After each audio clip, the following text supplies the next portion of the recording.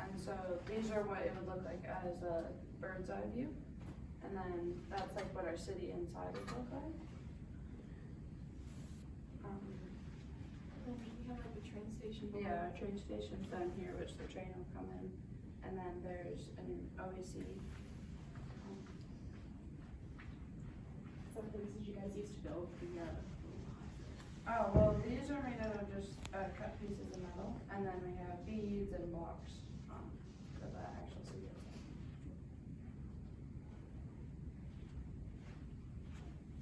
What did you say this was called? Oh, that's an ocean energy converter, an OAC. Gotcha. How does that work? It uses water to spin a turbine, which then can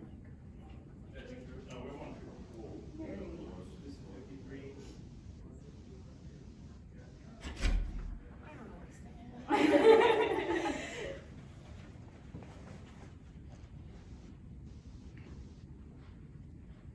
I love the use of color. Very pretty.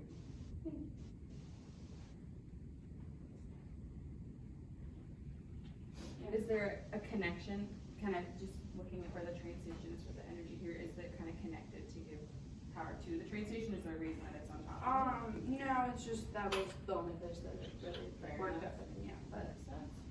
Cool. Yeah, we can listen here. Let's look at this presentation.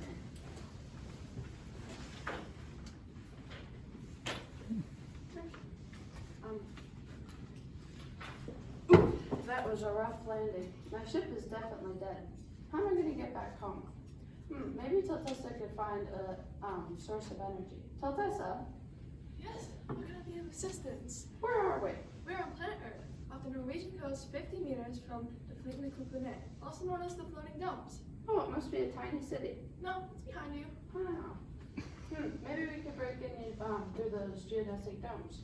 The geodesic domes are made of aluminum oxynitride, very tough glass. So, and if we were to break through, the civil engineers working on the domes to make sure they're safe might see us. Dang it. How else could we get in? I'll call the mayor. Ooh. Bing, bing, bing. Hello, who is this? This is Tiltessa, a autonomous robot. Can you please let me and my alien friend into your city? Yes, we're always happy to have visitors. Head to the Central Dome, and I'll meet you there. Okay, thanks. Welcome to my glorious city. Do you like the rooftop gardens? Or maybe the recycled plastic pathways? They were put in just this morning. The old one broke, so we lifted it out and put in the new one.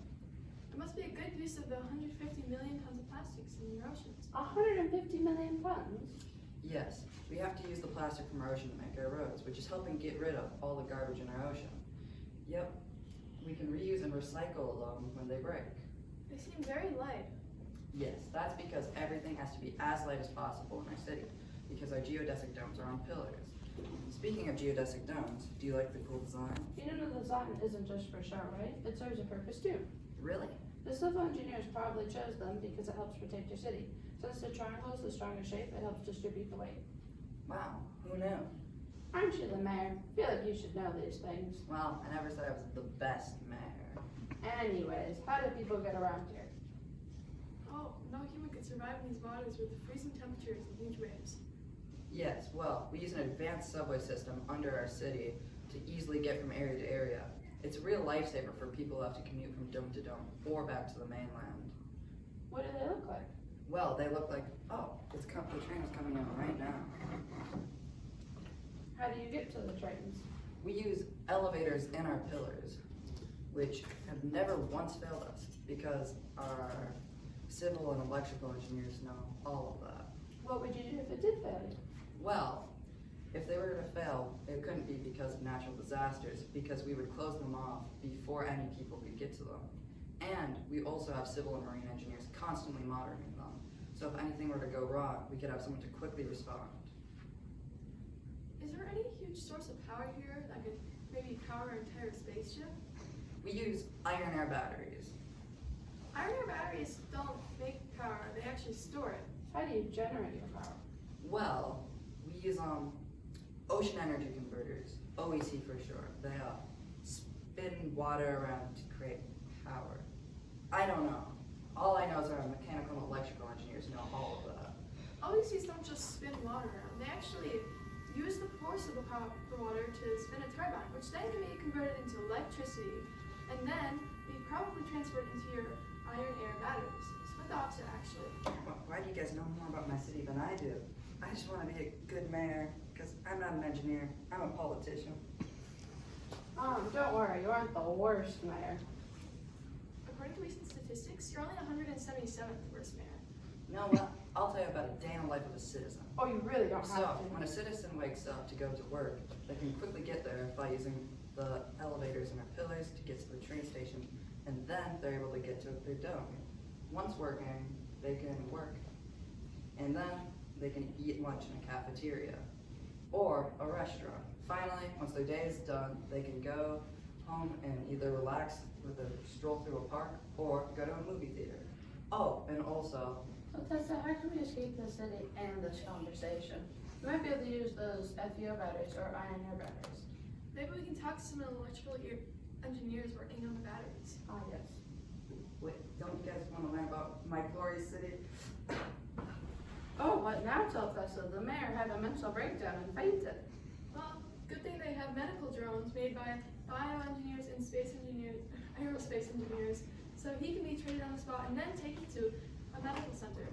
Oh, that's cool. In case of any medical emergencies, people can be cared for on the spot or taken to a nearby hospital. We should probably go now. Ah, yes. The alien and the robot companion successfully recharged their ship and blasted off, headed for home. And the mayor, after their conversations with them, strived to be a better and became a legend in Flytende Kuplene history. That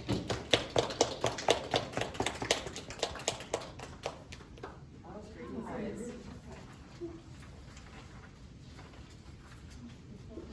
gonna ask some questions now. You got any question right off the bat? You guys did a great job. You guys covered a lot of the content. Well, you're very prepared.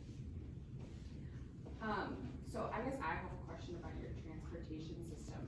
Is it something that's accessible to all residents, or is it something that costs money? And is there an opportunity for low-income residents to use transit? Well, the train is,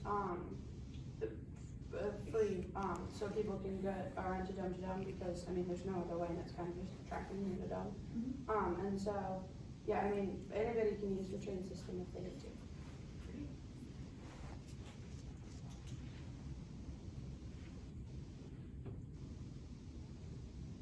What type of engineers did you work with to build? In our city, we have civil engineers, which have helped like make the domes. We have mechanical and electrical engineers who have built the OECs.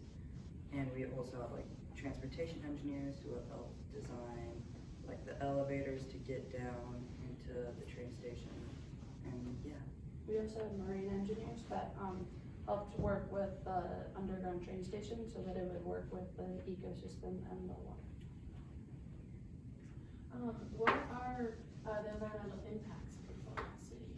The domes are made out of some materials that can be like kind of toxic, but our city does like not use any fossil fuels to power it, so.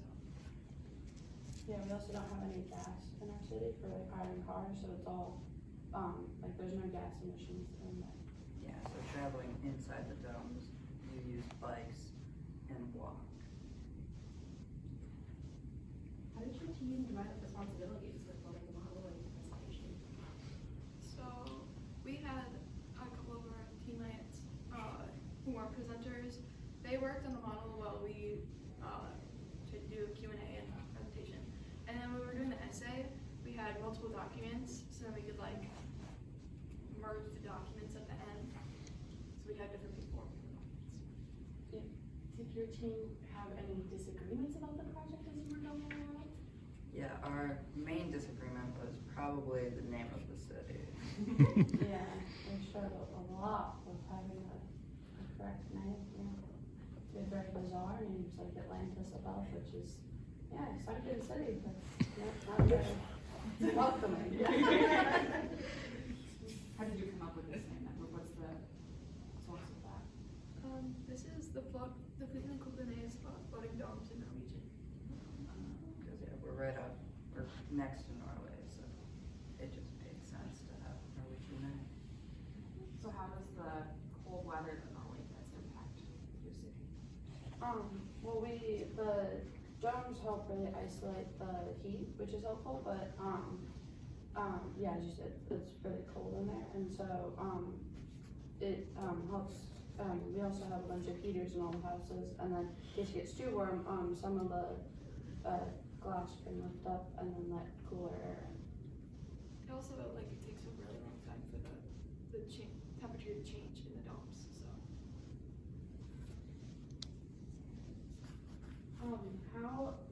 What does your city offer for like entertainment, culture, things like that? Yeah, we have movie theaters, so if you wanna watch a movie, you can go to one of them. We also have like parks, so if you wanna just stroll through a park or maybe play on a playground, you can do that. And then the culture is mostly Norwegian because we're so close to Norway, we just have a lot of people come from Norway to our city. You share some of the recycled materials that you used in producing this? Yeah, so we use the recycle pathways. We use like take the plastic and use smash it into a cup. Yeah, we also use some of it to, the roads definitely help so that it keeps the light, but then we also, parts of our city are used with recycled plastic, like, to help it float.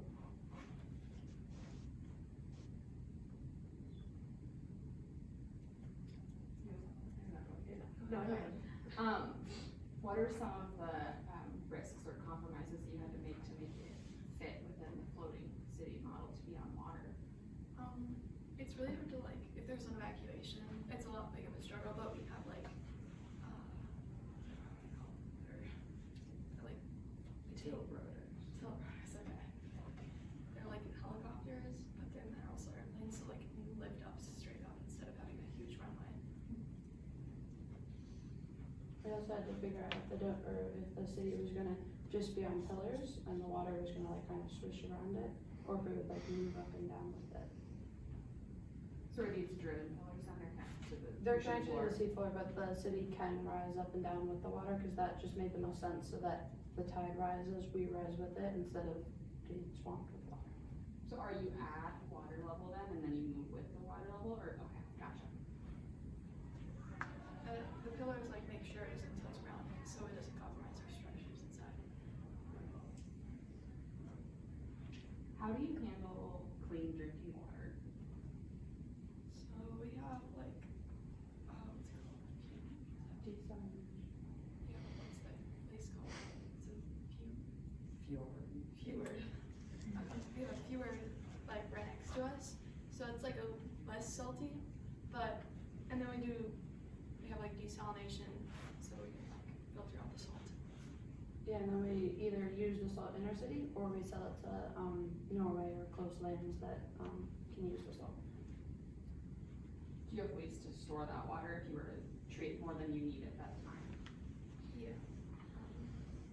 Like there's some buildings in the industrial zone. Yeah, they can store like huge amounts of water. How are the different zones of your city set up? So we have 5 mostly residential domes, and then so these are the 5, and this one is the industrial dome, so it has offices, it has just like everything that you wouldn't want to live near. And then this is an agriculture dome, so it has houses, but it's mostly meant for farming and all of that. Yeah, and then we kept the zones like, they're nice and like fit, the main city that we zoomed in is like, that's like where lots of people live, it has a town hall and things like that, and that's like in the middle so people can easily get to there. And then we kind of put the industrial and the agriculture ones that not as many people would live in, and nobody lives in the industrial, out a little bit more just so that.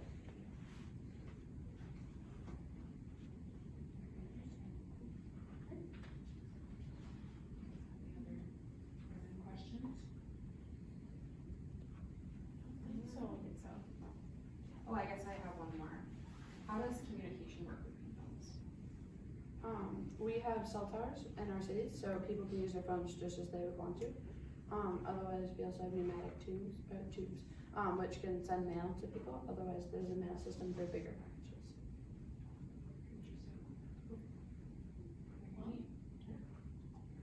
Yeah, good job, guys. Yeah, it's awesome. Very, very cool. I'm gonna figure out, so. Yeah. Oh yeah, for sure. Yeah. We can show your moving parts and things like that. Yeah. So were you guys involved with the model as well? Yeah. Okay, it looks very good. Good job. I was gonna ask, what do you have powering the, device? Oh, yeah, so inside you can, there's battery, Jeffrey did most of it. Yeah, very cool. Just wiring, and then it's tiny motor with gears that help spin it. How did you guys decide the circular transportation model? Because your roads are in rings. I mean, it just made the most sense, it kind of just like fell into order because we knew we wanted geodesic domes because those would be really strong. And then that's a circle, so then it just made the most sense to keep circle ones. It's actually a lot of European cities that use a circular model like that, and then they try to, just like this, keep some of our communities so they're walkable. So that's very common.